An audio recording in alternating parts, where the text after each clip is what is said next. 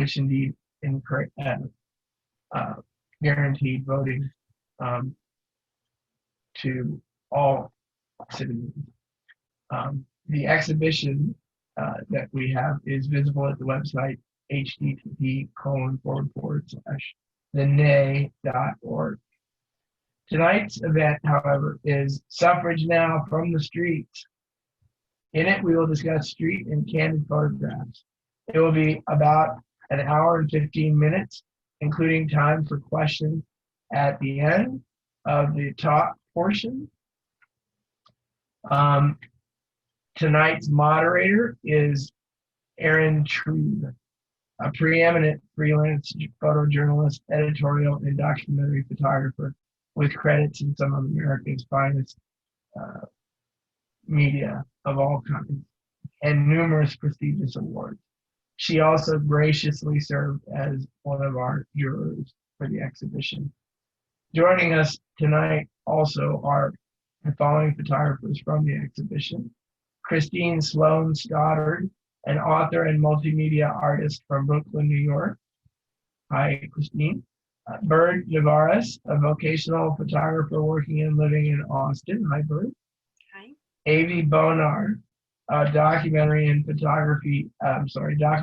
portrait photographer based in Austin, something of a legend. And Rebecca Major, a New York-based combined media artist working with photography, video, sculpture, and installation.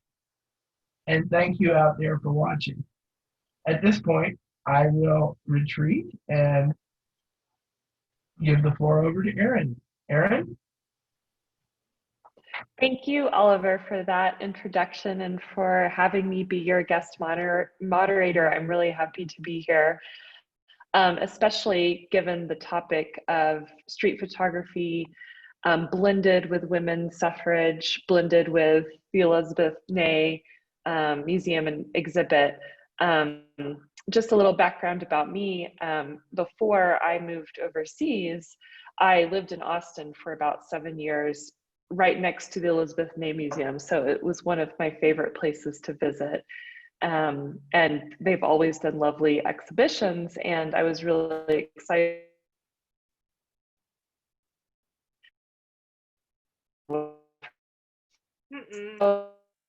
Yeah, I'd love to get started. And can everybody hear me okay?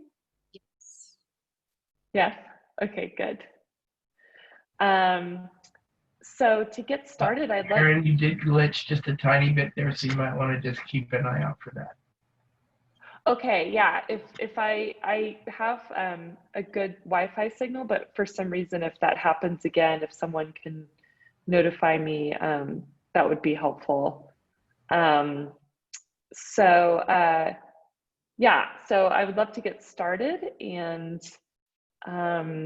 start to just kick off the panel by introducing the artist and their work. So we've got Christine, who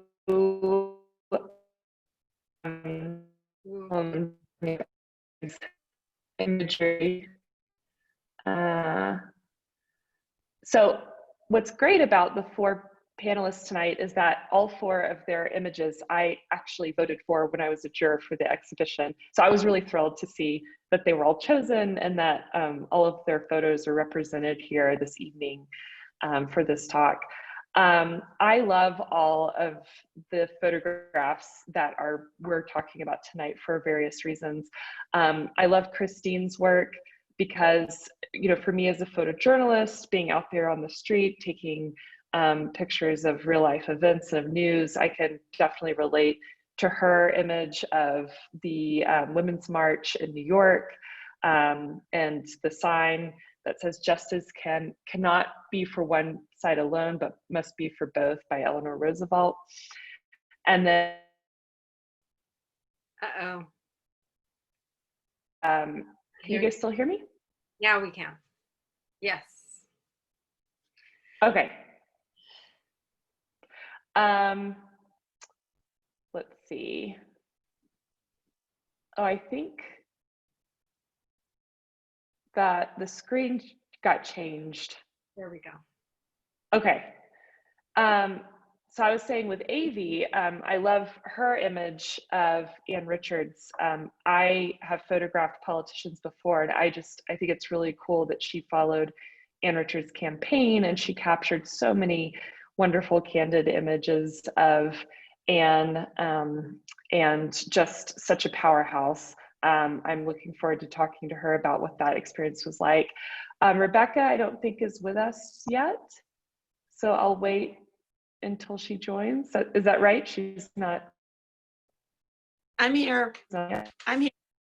Yeah. Can you hear me? Oh, you are? Oh, okay, thanks. Good. I couldn't see you for a while.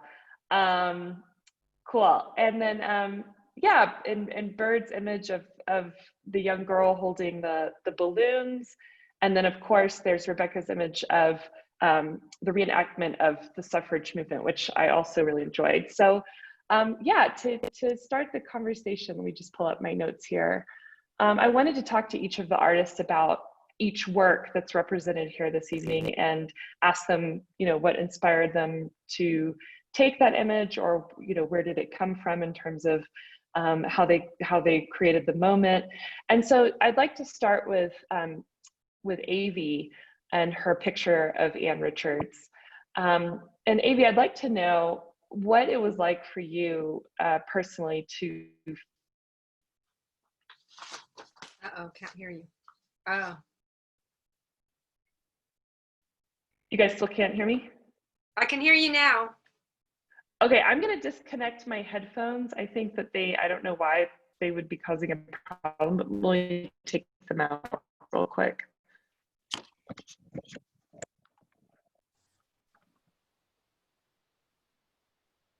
Is this any better? Oh. Yeah, Is it better? really, it's like you're in a cave. It's like I'm in a cave now, or am I out of the cave? It's yeah, robust. Yeah, it's echoey, but at least we can hear every word. Okay. Sorry, I'm in a really big house that's not mine. Yeah, I didn't know the ceilings were going to be this high. Anyway, yeah, I wanted to talk to Avi about her experience photographing Ann Richards. So Avi, could you tell us a little bit about what that experience was like for you, just being around such a powerhouse of a woman and being on the campaign trail and getting to know Ann Richards? I'm really interested in that experience.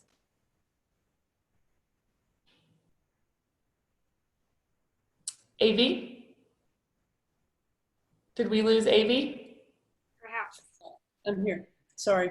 I said I'd never been involved with a political campaign before, and decided to do it because I felt like somebody needed to do it. So I just jumped into it, not knowing what to expect. So the campaign was, it was full of ups and downs, and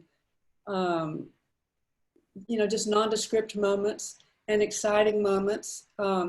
Ann was amazingly unself-conscious about being photographed.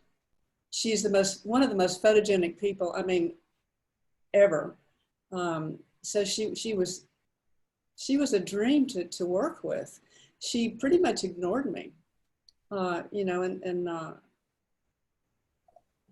she was working. It was really interesting experience for me. I spent a lot of time with her staff, and traveled and sat in on meetings, and went to rallies and saw supporters, and I saw a lot, and saw her encounters with Clayton Williams and with Jim Maddox, two of her opponents. It was a fascinating experience. And then you followed the campaign by photographing Holland Taylor on Broadway, isn't that right? Playing Ann Richards, which I think would also be just a really incredible experience. She's a tremendous actor. And so Was that kind of a meta experience for you? Well, when she contacted me, because she had been doing research on Anne when she was writing the play, and found my photographs, and go to Folios, Holland Taylor. You can, I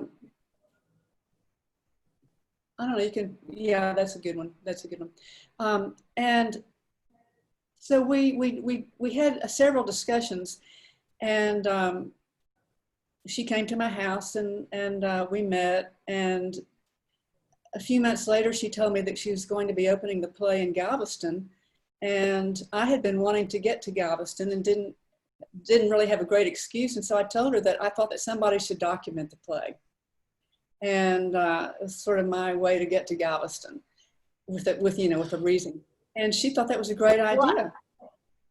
Mm-hmm. And invited me to LA to photograph rehearsals, and I did, and so she opened it in Galveston, and then she showed it in San Antonio, Austin, then I went to Chicago, and then of course New York. I didn't go to the Washington DC.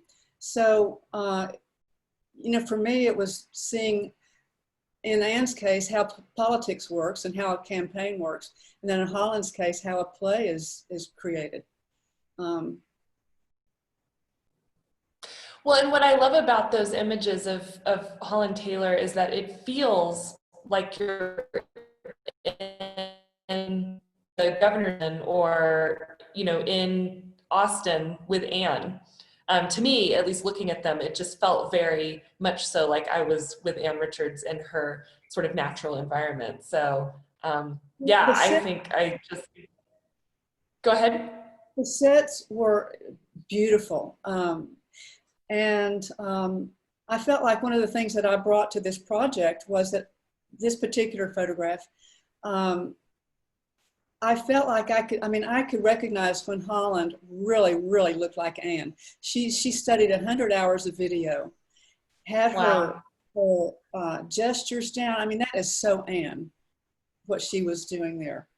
So, it was incredible how much work she put into it, and what how authentic she was. Right, and then documenting Anne for as long as you did then lent itself to the experience of, I'm sure, documenting Anne, because you were so used to watching Anne and her different sort of mannerisms and whatnot.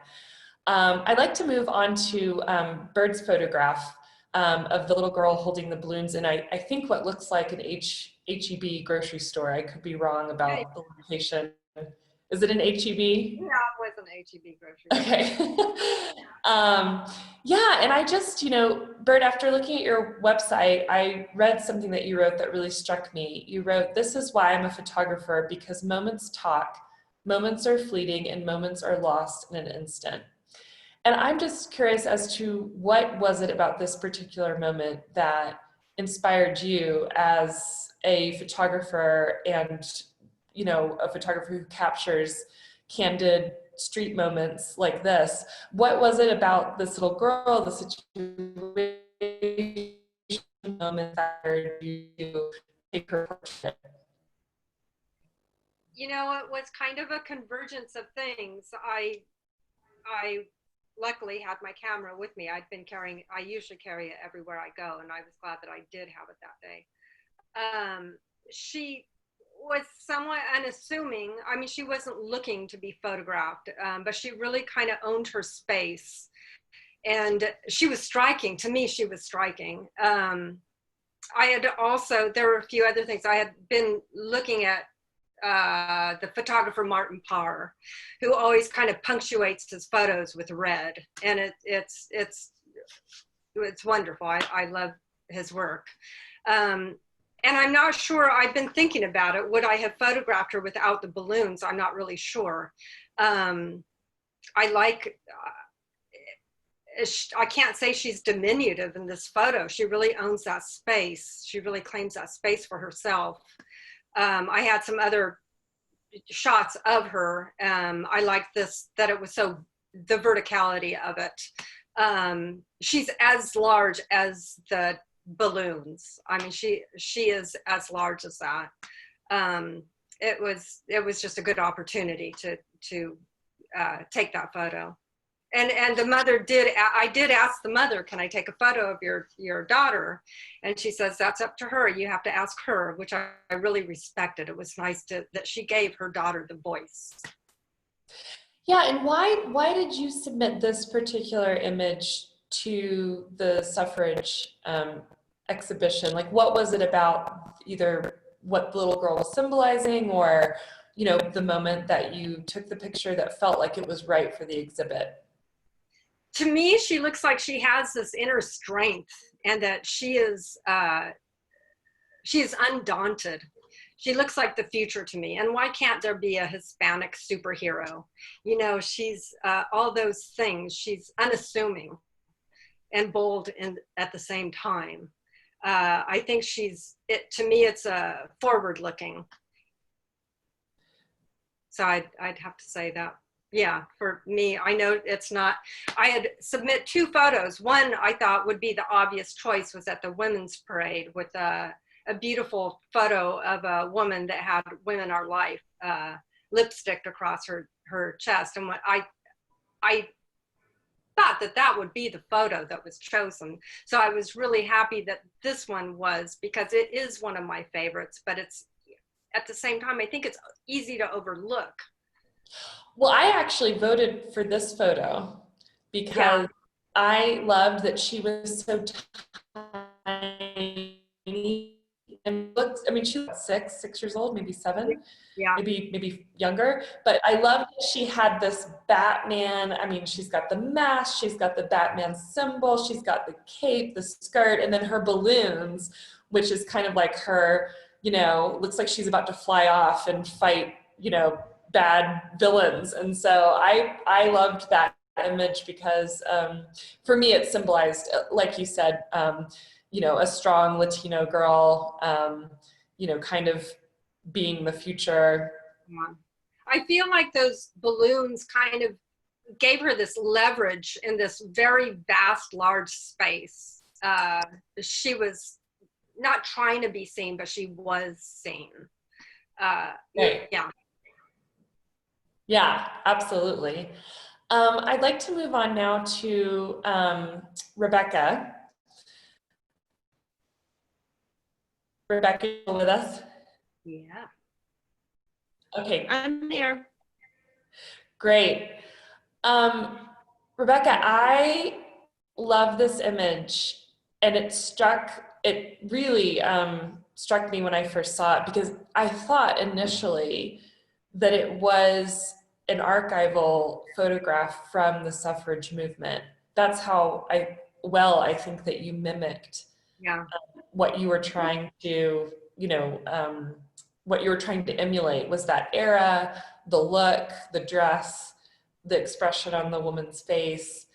And, you know, while this isn't technically street photography, I picked it because it looks like street photography. It looks like you were a photojournalist in 1919, you know, there for the movement and for the voting and capturing voting. I just wanted to know, like, how did it occur to you, or what was the inspiration that prompted you to have someone dress up from that era and emulate the voting situation?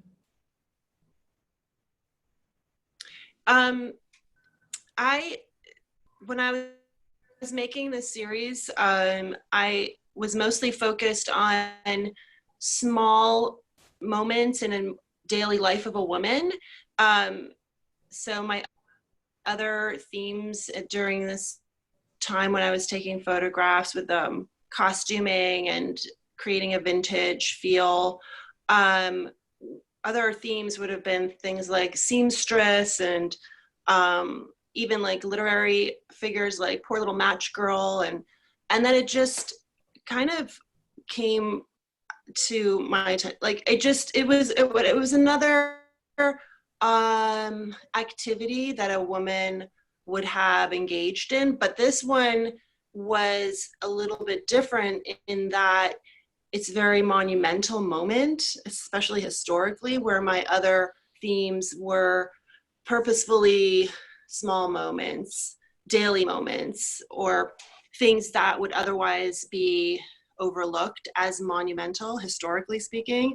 So part of the theme that I was working with is monumentalizing small moments, but I felt that this was, I don't know, this was an exception that I made in that series of photos that I wanted to capture this moment of like, a very direct shift in the history in a woman's life to participate as a full citizen. So that's, a lot of my photos at the time were inspired by a piece of costume or a place that I would visit, or even my friends. I usually use my friends as actors. Sometimes I use myself, but they had a very like lyrical feel. Like I didn't often set out to do a particular theme. Sometimes a costume or a prop would create a series of like associations, and then I would feel inspired to create a whole scene around that. So like an article of clothing.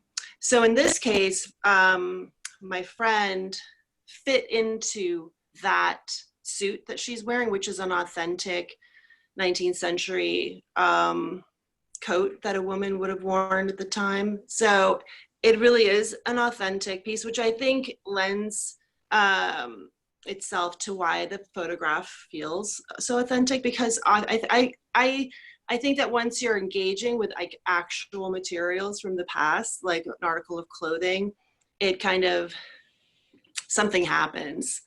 And so my friend being petite, she actually fit into this piece perfectly, and it just suit her really well. And I think that's partly why the photograph feels so authentic, is because of the garments that she's wearing. Yeah, exactly. Well, and her face, your website, I saw her in some of your other images. So she obviously is a good friend of yours to model for you. But her face also to me was really striking. I don't know what it is about maybe the shape of her face, or just she looks like she's from that era, like she's from back in time. So I think it's really fitting, just the whole, that you picked her specifically for this body of work. Yeah, she does have a very striking, a beautiful face, and I agree. Like it's like somehow classical. I was trained as a painter in my undergraduate studies, so I was looking at a lot of paintings, portraiture, and like painters like Ang, for instance. And I was very, I think I might have been influenced by the gaze and that kind of, painting. So I think some of my photographs from that time were had that influence of like some timeless feel in the expression and the of the sitter, or at least that's what I was aiming for. Absolutely. And now I'd like to move on to Christine's image of the Women's March. Christine, I wanted to know, were you there as a photographer, a participant, or both? And what was that experience like being at the Women's March? I unfortunately missed it because I was overseas, but I watched it on television and social media and Facebook. It just looked like such an incredible experience, and also just the spirit and the mood and all of the feeling must have been there that day. What was it like for you to be there photographing it? Yeah, so I was there as a photographer and a participant. I'm glad that being both was an option. I did eventually have some of the photos run in the Huffington Post and Quail Bell magazine, which is an art and literary magazine that I founded. But my intention really was just to go and experience the event. I do have street photography as part of my creative practice as an artist. I do tend to have a camera with me at all times. And even when I don't, I'm happy to rely on my phone and at least take snapshots that way.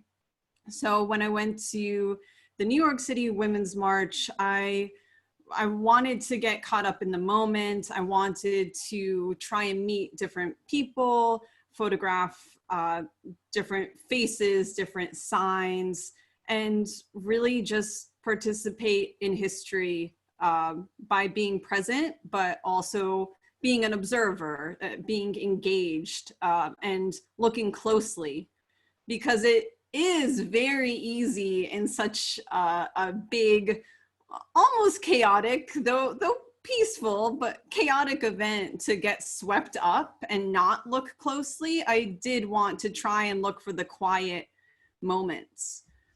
This sign stood out to me because it was so plain compared to many of the other signs that people had made or bought, because buying signs apparently is an option. It was just a simple quote. I liked that it spoke to history and to women's struggles in the United States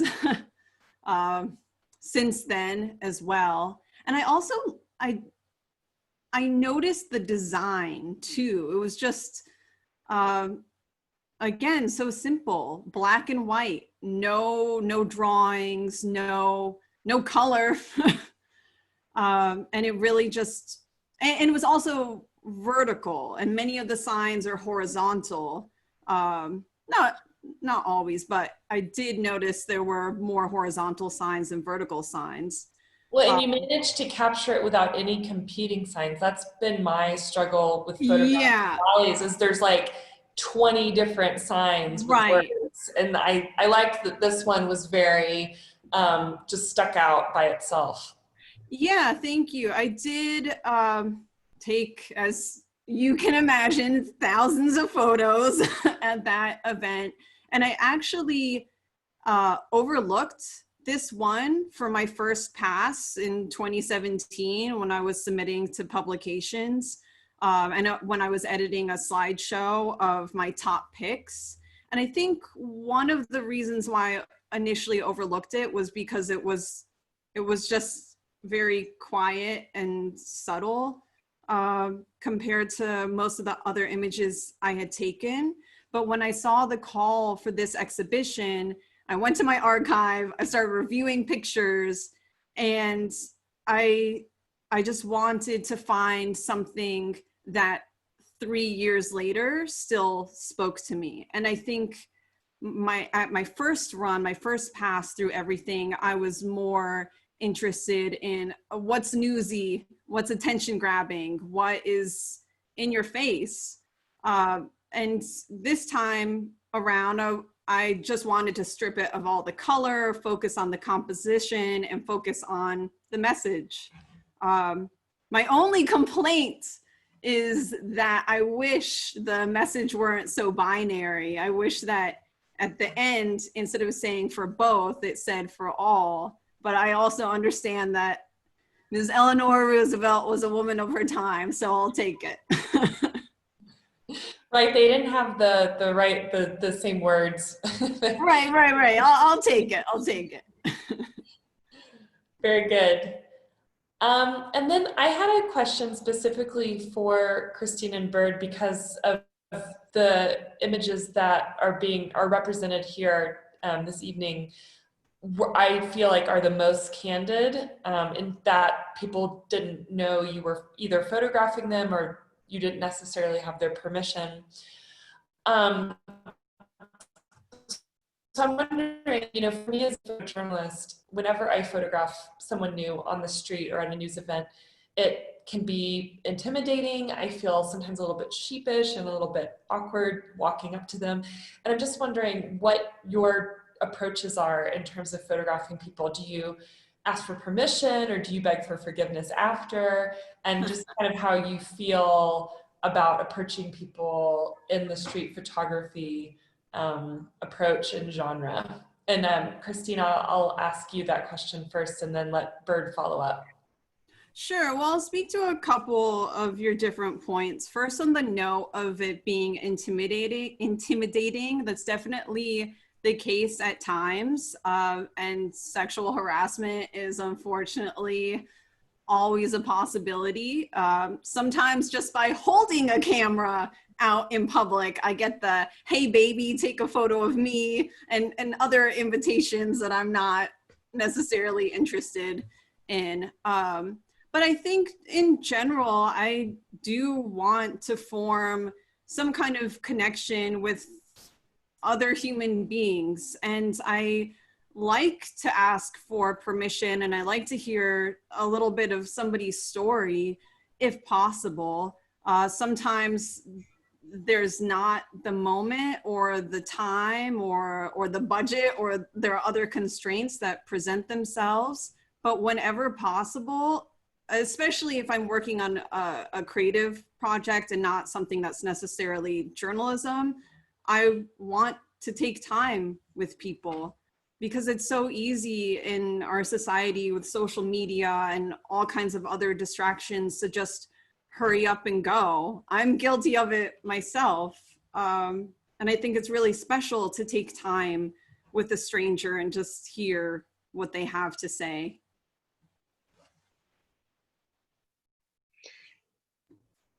Absolutely. And Bird, I wanted to ask you the same thing. I mean, when you go out to take pictures and don't necessarily have the permission of the people, or you're taking candid images like you did of the little girl in the HEB, like what is your approach? What are your feelings in the moment?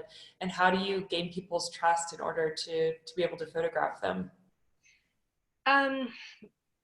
You know, if it's going to be obvious that I'm going to approach somebody and ask for and take their photo, I just ask them. And I have been lucky in that I have had nobody say no to me. I feel like I can maybe suss up a person as to whether or not they're going to be approachable.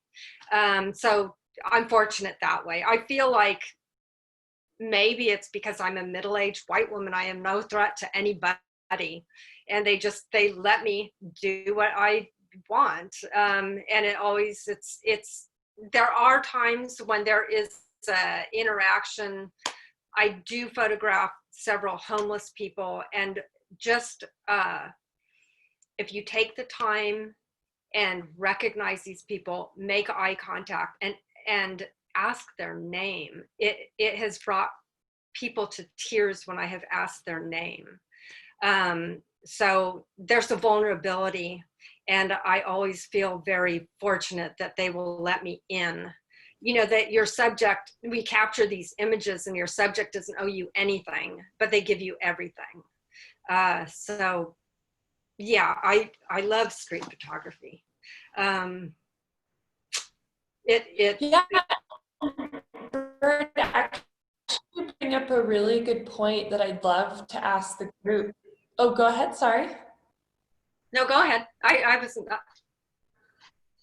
What would you like to ask the group? Oh, I just, Bird, you brought up a really good point that makes me want to ask everyone this question. You said that because you are a white woman, you don't pose a threat to anyone. And I think that's a really interesting topic to explore, given the fact that street photography historically has been dominated by men. I mean, photography in general has been dominated by men for the last century. And now that women are able to do it more, or given the opportunity more to do it, and given that platform and that voice, yeah, I'd just like to ask you ladies, like, how do you think a female street photographer, one, like, how does it change the way in which we communicate with the world and the images that the people receive? And then also, is access easier because you're women? Do you find that people find you less of a threat? I think so. Yeah, definitely. I can't see a man approaching some of these people and gaining the trust in an instant. So yeah, I think being a woman, a different, I don't know. I don't want to say an advantage. It's not an advantage. It's just a different approach when you approach people. Yeah, and Avi, I think you had raised your hand to say I was something. going to say, generally, I think it's true that people are not intimidated by women photographers. But I have had experiences where I have actually asked, I don't always ask, where I've actually asked permission and of a younger person. Recently, there was a man with his very young daughter, maybe 5.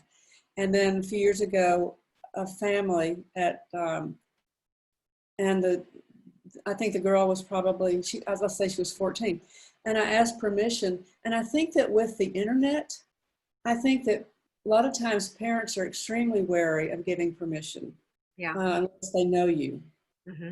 And so I would say, I find it a little bit more intimidating than in the past to photograph on the street, because I think people are so aware of what can happen to these photographs. Mm-hmm. Mm. I would be. Yeah. Yeah, I agree. I mean, I think that, you know, I could ask, like, where are you putting this? Where is this going to be on Instagram or Facebook? And then, you know, I explain myself and that it's a part of my profession as a photojournalist. But I do think that because imagery is so ubiquitous now on so many platforms and everyone has a camera in their pocket on their cell phone, that it does make people a bit hesitant. Whereas I feel like the street photographers I grew up with, like Gary Winogrand, Mm-hmm. I just wonder what it would have been like in New York in the 1960s and 70s, wandering around with a camera. I wonder if people didn't really care as much because it was seen as more of like an exciting thing to get photographed, where now it's a nuisance. Yeah, or people, sorry, what were we gonna say? Go ahead. Okay, I was, to your point, Avi, about the internet, I think many people are also concerned about surveillance, government surveillance, police surveillance. I've noticed that when I go to neighborhoods that have recently experienced police brutality, for instance, I am occasionally asked, are you working for the police? Is this for the cops? And those are the polite versions of that question. And I've experienced that in Brooklyn, in Baltimore, and other places. And I understand the concern. Whereas years ago, that might not have been someone's immediate question. Mm-hmm. And what do you all think about just the access gained as being women? I know that for my experience, I work a lot in the Middle East, in countries like Iraq and Afghanistan, which are dominated by the patriarch, and they're male dominated. It's almost like when I'm working there, it's almost like I'm asexual, because they let me go to places where they won't let their own women. And then they also treat me with sort of a, I don't know, like with a high regard, because I am a female, and they put women on a pedestal there in kind of a strange backwards way. At least in Afghanistan, where, you know, they treat them, they treat them like they're fragile, like they don't want them to get hurt, which is why, women in Afghanistan don't drive cars and things like that. But yeah, for me, it's a really strange experience, because I can either play the female card when I feel like it's going to help me, get what I need to get in terms of the situation or get closer to my subjects. Do you feel the same way in terms of like owning your femininity in some situations while photographing?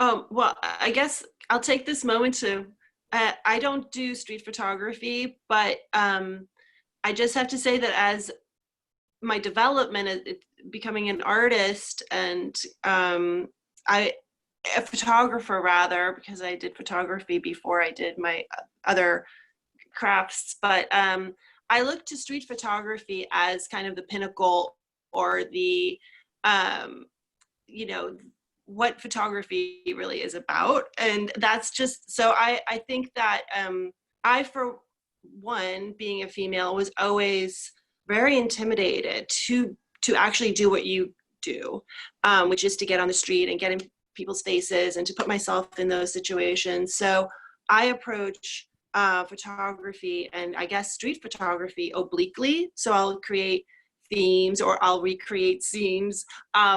But I think that in the back of my mind, I have street photography in mind as kind of, you know, like as a source. And so for instance, there was a time like maybe 10 years ago, I really wanted to get into street photography, and I found myself taking photos of lost gloves, like, because I started noticing on the street. So it's a form of street photography, but again, it was done in like a total left turn. Like I just couldn't get in people's faces that way. But like, again, like I really respect that ability to do that and to be confrontational in space and time with the public. And of course, there's other forms of expression, which are valid, just as valid. But yeah, so hats off to you guys, because it really is a wonderful way to interact with the world and to celebrate the world and to bring people together. You know, like having a moment that's forever still that you can look at for as long as you want. It's really a wonderful thing. Thank you. That's really nice to hear. But I think for me it comes pretty naturally. Whereas I think the art that you create is like really intimidating to me. Like your sculptures and just having to put so much thought into a lot of the different artistic endeavors that you do. So I wanted to ask you all, given the current political situation, you know, I'm as a woman, I'm just so moved by what I see as my generation's feminist movement, which undeniably started when Trump was elected as president. And it's just, you know, to me, it's really inspiring to see women being lifted up by other women and highlighted in all different capacities for, you know, what they do. And then also just seeing kind of everyone take hold of this movement in different ways. And I'm just wondering like what your thoughts are and how women photographing women can really change the way that we look at images and the way we use images to communicate with the public. You know, I feel that the way that men take images quite often, not always, is pretty two-dimensional. It's pretty flat. And I think that when women approach a subject, they let them, it's a more sympathetic exchange that you can be, the subject can be who they want to be. You don't have to be a fashion model or be a size 0. I mean, you can be who you are.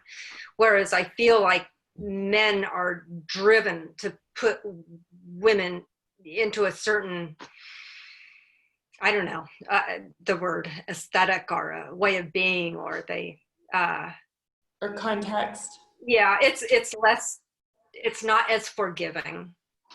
as when a woman will photograph a woman. I think that there is a more sympathetic exchange with women.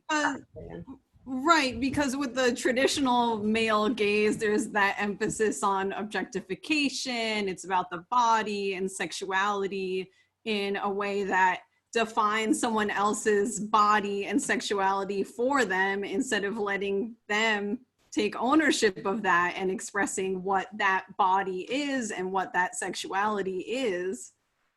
I do have a poetry and photography book that just came out. Heaven is a Photograph, and it's a narrative book. It tells the story of a female photography student who grows up in her father's shadow, and he was a war photographer.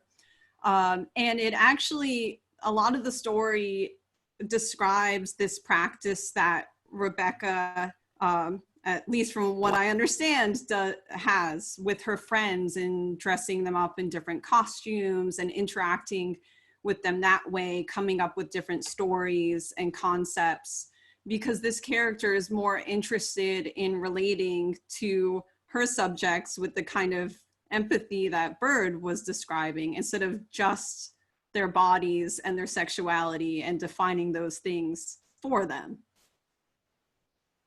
Mm-hmm.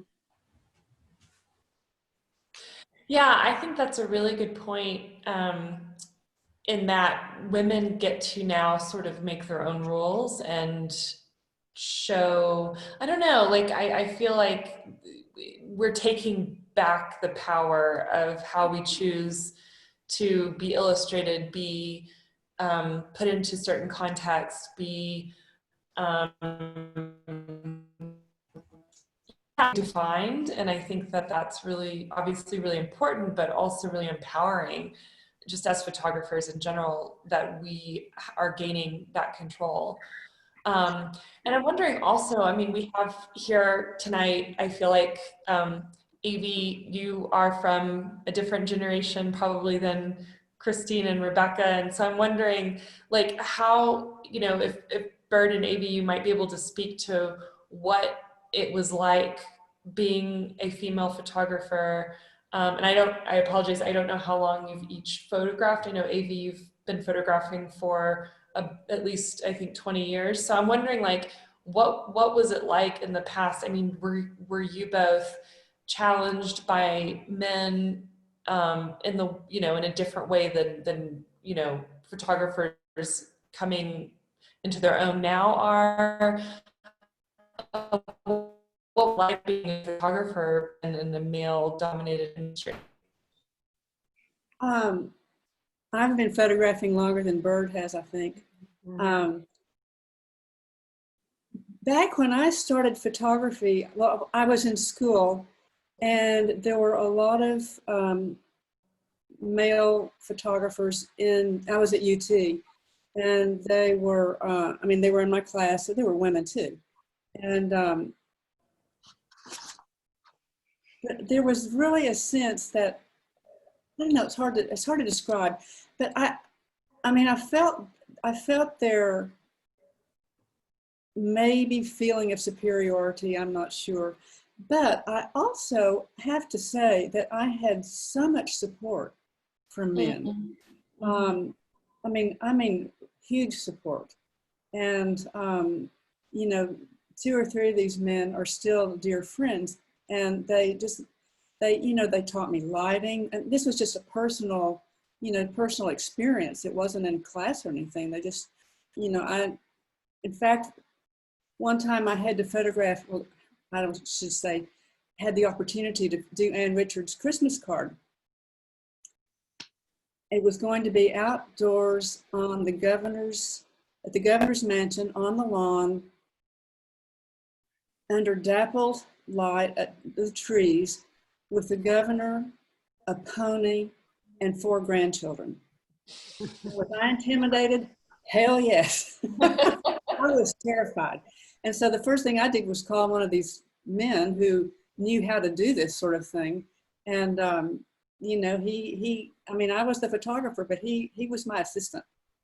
And that's the kind of support I'm talking about. I really appreciate that. I didn't know any women photographers at the time who could do that for me. So, you know, I relied on a lot of men, or several men. Yeah. Yeah, my first experience in really appreciating photography was in the 80s when I had volunteered at a photography museum. And it, outside of that, socializing outside of that, the photographers were men. There was one woman that was a photographer. I remember her name is Suda House, and she did these huge Polaroids. And it was kind of mind-shattering that she was in this male-dominated field. It was inspiring. It was great. But yeah, I was really intimidated, and I did not photograph in the 80s when I had all of this exposure. I just didn't think it was that there was a place for me. And later at the end of the 90s, 97, I married a man that is a painter. He went to the San Francisco Art Institute and was very, very supportive. We moved to New Mexico, and I had taken a couple years of photography classes there, and it just opened up a whole new world. It was still mostly men, but at least I feel like I found a path for myself, and I could get on that path and progress into now I can say that I am a photographer, but it took decades to do that. Yeah, there are women photographers that, I mean, the women photographers that I am inspired by are of the past. I mean, you have Vivian Meyer, Bernice Abbott, Helen Levitt from so long ago, but still those photographs are so inspiring. And you think, oh my gosh, what was their experience? You know, if I'm in the 80s and the 90s and now, you know, 20, it's just, they're truly an inspiration. I don't know. They were very, very brave to do what they did. It's still, for me, it does take some fortitude to move forward on this path. Well, and they were pioneers, and I feel like often alone and surrounded by men. And I find that, you know, what Avi spoke about men being supportive, I found the same thing. It was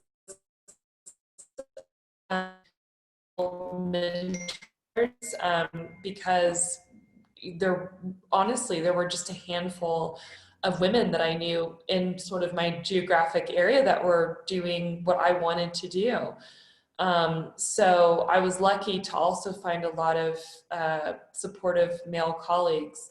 But to me, you know, I think now it's so exciting to see women doing photography that's just not babies and weddings. Because I remember when I graduated from college, I got a lot of that, like, oh, are you gonna do high school portraits? And I was like, no, I wanna photograph war. And so, you know, I think the industry of photography, both professional and, you know, for people who just do it for the pure joy of it, it's come a long way, and it's continuing to move forward in that progressive direction. But I also wanted to ask all of you, and Rebecca included, I know, Rebecca, you're not technically a street photographer, but I find that a lot of your work emulates street photography in a way that I find to be really interesting, especially since it's set up and it's portraiture. So I'd like to ask all of you, what do you think it takes to be a great street photographer? I know, Bird, you talked about gaining trust quickly. You know, I think that's you know, one of the most, if not the most important elements. But I'd love to hear other things that you think are important in terms of going out there and doing that kind of work. Like, what does it take to be able to get those images of people on the street? I think it takes a great amount of respect. These people have to know you're not going to put them on Instagram. You're not going to make a meme and belittle them in any way. You have to establish that trust fairly quickly, but it has to be genuine.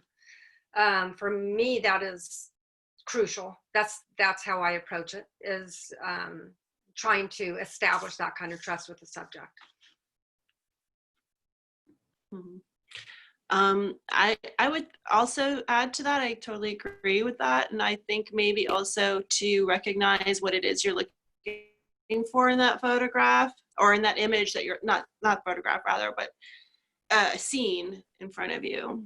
Like, does it remind you as a photographer of another image you've seen, whether in a painting or another photograph, or something in your life? And then of course it could also just be technical, pictorial, the lighting, the colors, the mood, the expression, the situation. There's so many variables, of course. Yeah. I think it requires also almost an obsessive drive. Because I mean, if I am really on and photographing, nothing's going to stop me if I see a photograph I want to do. And I love that, Amy. Yeah. I love that. I'll climb a tree if I have to. And that's what it requires. It's just a single-minded drive. Yeah. Yeah. To be in this activity, in this experiment, and capture this moment.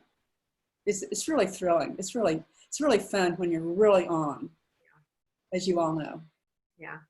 Well, on that note, I would add patience, because sometimes you could be waiting around for hours and not really see what you want quite yet, but you anticipate, you get this sense like, oh, it's coming. This is the moment.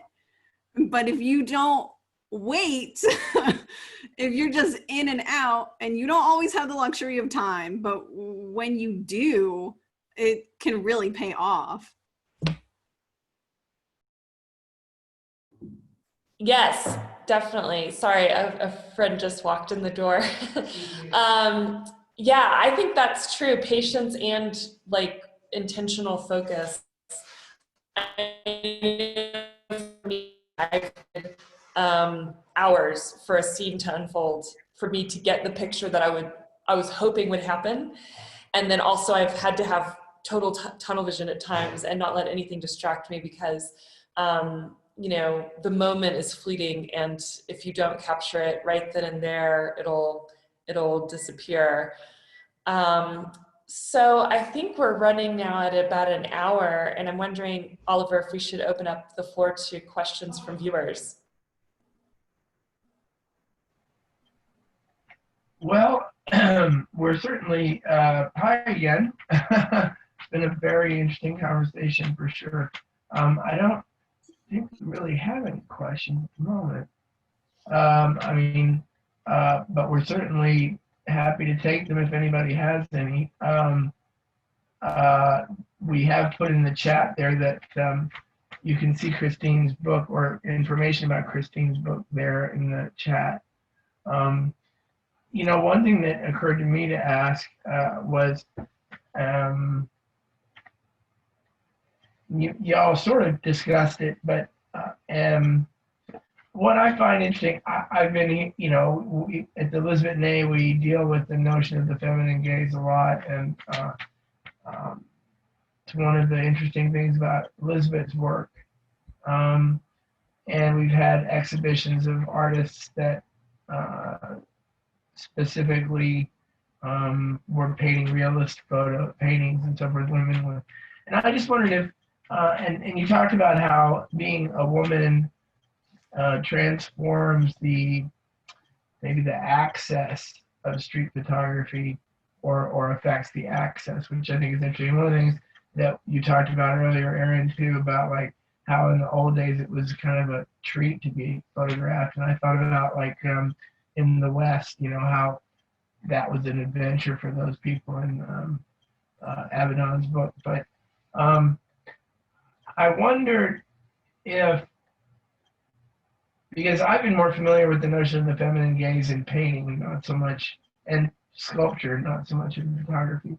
And then when you take it down a step from there and make it more specifically about street photography, what sort of feminine, how does the feminine gaze play out? You addressed it a little bit, Bird, but I just thought that was a really interesting notion of how the feminine gaze plays out in street photography. I mean, what are the stories different? You know, are the you know, the sympathy is more palpable perhaps, and Christine, you touched on that, and the non-objectification of the subject, but is the whole purpose, is the whole story different because of the feminine gaze in street photography particularly? Anyone? That's tough. Well, I think it's a really interesting thing to explore. I mean, it'd make a really interesting exhibition. Well, the viewpoint's always going to be different. Even, I mean, you have three women taking the same photo, sort of same, of the same subject. They're still going to all be different. I'm not sure. I'm not sure when you cut that between men photographers and women photographers, how, other than what we had talked about before, that there seems to be more of a just objective, that men will tend to objectify women more than a woman would. Well, how about storytelling? You know, I love it that when you take an image, there's going to, where does it fall in the story? I like that a still photo can have a story to it, even though it's one still image. I like that you're introducing a story. What happened before? What happened to get to this point? Where is it going to lead to? I don't. It's hard, you know, the viewer's going to do what the viewer's going to do. You're not going to always be successful in relaying the story. And I don't know, I can only speak for myself. I don't know how others feel about the importance of having a storyline in a still photograph. I think Rebecca's really did that, the suffragette, or the woman voting. You have to wonder what it took for that woman to get to that place. I love that photo. It's wonderful. Oh, thank you. I mean, I think that in terms of the female gaze and being a female photographer,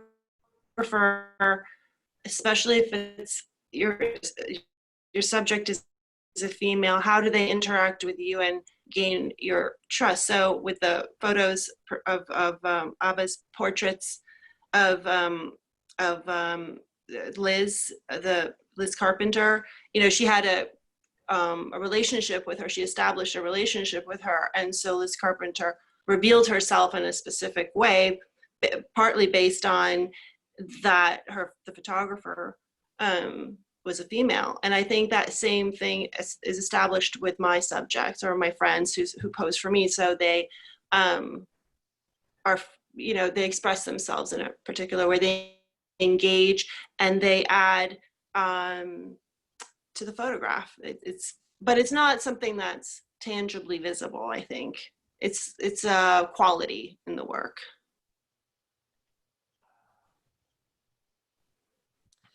Yeah, I know just from my experience, I think I started realizing that being a woman, photographing other women was really a gift. I started realizing that in my early 30s. There's been a lot of situations I've been in where I feel like male photographers could have photographed and been fine, but they would have been given, you know, a certain amount of time to be in that space with the women. Whereas I ended up just kind of melting into their sphere of existence.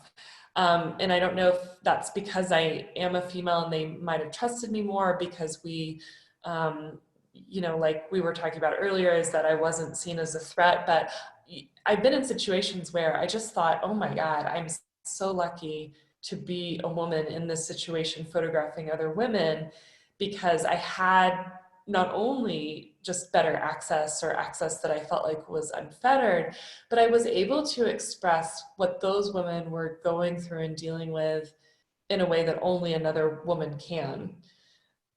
Because we know we share that experience, right? We have that commonality and a lot of the same emotions and the same grievances and all of those things. And so for me, it's been, you know, a gift that I happened upon, I think, maybe 10 years into my career. And, you know, I was really happy to, because it's served me well, and it's really been an eye-opening and wonderful experience for me. Can you describe when that sort of hit you? Like the experience, what was the context in which that became clear to you? Like when you say 10 years ago, in my early 30s, sounds like it was based on an experience you actually had where you were like, oh my God, this is amazing, and I get it now. Yeah. Yeah, it was, you know, I had spent most of my 20s, I spent a lot of time embedded with the US military, photographing infantry in Afghanistan, in Iraq, and photographing basically military operations. And this was before women were allowed into the infantry, which I think that was passed in the US, I want to say in 2018 or 16, I can't remember, but at this time it was all men all day long. I was the only woman at these military bases out in the middle of nowhere. And it was a boys' club. You know, I was definitely, not only did I have to, you know, be on my guard, just because I was surrounded by the opposite sex at all times, but also, you know, I had to also, in a weird way, kind of play the femininity card at some times, and, you know, use the fact that I was a female to my advantage. And, you know, like a lot of the guys would say, oh, it's really nice having a woman around because there's like a softness to the environment, which I thought really strange, because I don't really think of myself as bringing that to the table, right? But it almost put them at ease in a way. But yeah, I mean, just being in that experience, it was like boys club, boys club, boys club, year after year. And then finally, when I got into my 30s and I went to Iraq to photograph the invasion of ISIS in Iraq, I found myself on the border of Iraq photographing an all-female militia, Syria militia group called the YPJ, which in English, the acronym stands for the People's Protection Unit. And there were these women in their young 20s, these just badass guerrilla warfighters, outposted on the border of Iraq and Syria in this abandoned military compound. I mean, some of them, you know, 5'2" wielding heavy machine guns or RPGs. They were fixing what's called a dushka, which is like this enormous 50 cal machine gun, and they knew how to fix it, and they knew the technical skills that were needed. I mean, basically, it was Syrian Muslim women who were doing all of the things that a man in their culture would typically do. And it was the first time I'd ever seen anything like this. Women going completely against their culture, their faith, their societal expectations, because women in Syria are expected, Muslim women in Syria are expected to get married and have babies. And these women all collectively said, F that, we're gonna go fight ISIS and protect our families and our land. And yeah, I don't think I'd really seen women carrying out the role in their own culture that is typically made for men and expected of men. And it just was like something that clicked. I was like, oh my God, women are badasses too. And ever since then, I've been obsessed with photographing female stories. I just think, yeah, I think women are so wonderful and interesting in their own right. And, but that was the story that really turned the light bulb on for me. Yeah, I was going to say that as a woman photographer, I think I am less likely, and I've heard other women say, less likely to put female subjects, especially into these archetypal categories. Like, this is a wife, this is a mother, oh, this is a lady professional, not, oh, this is a human being who has these different identities, these different facets to who she is. And many of the male photographers I've encountered, certainly not all, but many are just quick to identify like, okay, female archetype of XYZ, moving on. Mm-hmm.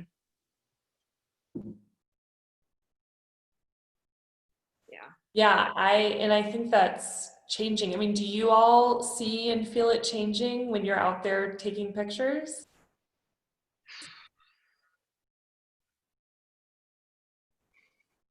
Anyone? I feel like I'm in the midst of it. Right. I can see myself evolving from the 80s and the 90s and now, but I still actually don't really know a lot of women photographers. Which is odd. I think, but women do, I believe, have a maybe possibly a more wholesome view of women. Like Christine was saying, that oftentimes men will pigeonhole women in their role as a mother, a daughter, a wife. Yeah. But I feel, and hopefully, women have a more wholesome view of other women, that they don't have to fit in any little box. Right, a broad view. I mean, it's right. Yeah, it's definitely, I feel like we are far less limited and almost limitless how we can look at it and put each other in different contexts, which, I mean, to me is really exciting. Well, I thought it was also interesting to hear Bird talk about photographing homeless people, and how I could see that homeless people would treat a woman photographer different than a male photographer. But by the same token, I could see how, and I don't want to sound sexist, God help me with this, but I mean, I could see how a feminine gaze of a story of that sort and a community of that kind, particularly in the comments you had, Bert, about doing that, that was very thought-provoking. That you aren't, somehow it's less judgmental, maybe. I mean, any people who successfully photograph homeless people always impress me, because it seems like that would be such a challenging thing to undertake, and the relationship there, and somehow it seems that perhaps as a woman taking a photo of a homeless person, the relationship is very different than, say, if, let's say, I walked up to a homeless guy and said, hey, can I take a picture, you know? Because my first thought, there was a homeless gentleman who was always on a street corner by my house, you know, trying to get some money, and he had this incredibly striking face, and I really wanted to take pictures of him, and I had it all figured out to take pictures of him in sort of sepia tone. and have it encaustic over it. Anyway, I had this really kind of cool idea, but then I was like, I don't know, I don't want him to feel like I'm being a predator, or that I'm using him. And then, but my first thought was, I mean, well, I guess I'll give him $20 for it. But I mean, you didn't say anything about paying these people to take their picture. And my first reaction was maybe, you know what I'm saying? I mean, my reaction is tainted perhaps by sort of a more transactional kind of a perspective or something. I don't know. Especially when it comes to other men in those contexts. I have a hard time, like I don't put those photos up on my website because I'm still struggling with the idea of, I don't want to exploit these people. So I don't post them, don't publish them. But yeah, I mean, it does take, I had one situation where I was really kind of scared and I had to do everything just to stay in place and keep a kind of somewhat close proximity to this gentleman. He was telling me, relaying these about how he had just been out of prison for assault, and it was over this woman. He was protecting her. He was sort of justifying it. And he was scared. He seemed to, when he was telling the story, to go become more and more invested in the story. And I could feel his energies changing. And in the end, he let me take some wonderful portraits of him. But it took everything to stay with him. It was not easy to stay with him. And usually if I feel that's a subject, if somebody is a danger to me, I will not put myself in that situation. If I see somebody that's under the influence of something, or has a mental illness, or I can't, I just won't risk my safety. I mean, I do have my own boundaries, and subjects do have their boundaries. So I think that's wise, Bird. yeah. Ave, what were you going to say? I think that with regard to photographing people on the street, particularly someone like a homeless person, Oliver, I used to do this all the time. It was exhausting, but it was really important to give photographs back to these people. Uh-huh. Anytime I photographed someone, I always gave them a print. And, I've gotten calls from people who I photographed 30 years ago, or an email one time, and, thanking me. I'm like, I don't even remember this. Can you send me a picture? Or are you sure it's mine? I mean, no recollection, but it's so important to people. And it's just, I think, very important to give, to not take, but to not just take, but to, be sure that they have this image that you've made of them. And particularly for a homeless person. I have a friend, one of my male mentors, helpers, who photographs for a church, photographs homeless people every Christmas. It's just a wonderful project. And that, he sets up a studio. I don't know what they'll do this year, probably nothing, but he'd set up a studio, and I guess they have a meal, and the people all come in and get a picture made, and then he has an automatic little setup where you can give them a print right away.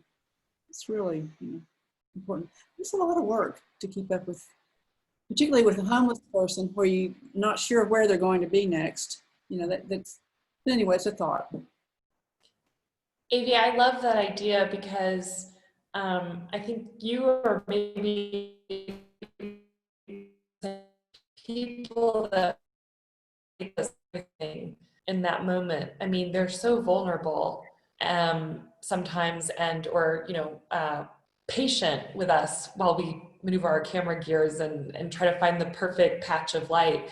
And I love the idea. I try to do the same thing. I'm not as good at it as you are, I don't think, of giving prints back to people I photographed, but I love that exchange, that human exchange, that if they give you their time and their soul and their light and all of those things, the one thing we can give back is how we were able to portray them and capture them. So I think that's such a great thing that you do. Well, and now we can just email them a photo. Or text, yes. Yeah. Well, I think it just, Exactly. it's not, and you said it's so good, it's more important to give than take. And you know, we always say take the photograph, all that. So you are going to taking something, but you're giving them something back in the process. And it's very important, I think, to make it a sharing event between the photographer and the photography.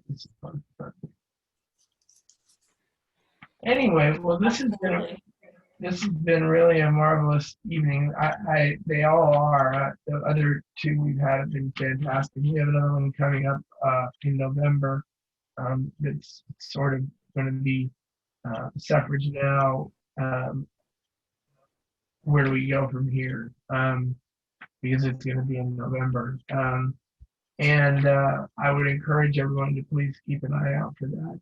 And I absolutely want to thank all of you so much from the Elizabeth May Museum and personally, and from our viewers and the staff for being a part of our show, the exhibition, which I have found to be a tremendously interesting experience, and all of these great conversations. They've been really wonderful, and I'm very thankful. Anybody have any last words they want to say? Or I feel like we should all Thank you. have a big hug or something. I don't know. Anyway. Yes, I want to thank all of the artists for trusting me to moderate this panel and ask the right questions. And it's been an honor for me getting to know each of you and look at all of your work. And I'm very grateful for the experience. Thank you. Yeah. Thank you. All right. Well, I'm going to be in touch with everybody. sorry, what? I said I plan to be in touch with everybody. Good. I have something to say to everybody. That would be great. Off the record. Well, y'all are all doing great work, and it's really been very rewarding. So, thank you very much. And I guess that wraps us up. Now this will be available on a recording at the website for the exhibition under past events. So you can share it with friends, and folks that came in late or whatever. You can see it there too. So thank y'all very much, and have a great evening. Thank you so much. Thank you. It's been a real pleasure. Bye. Thank you again. Bye, everyone. All right.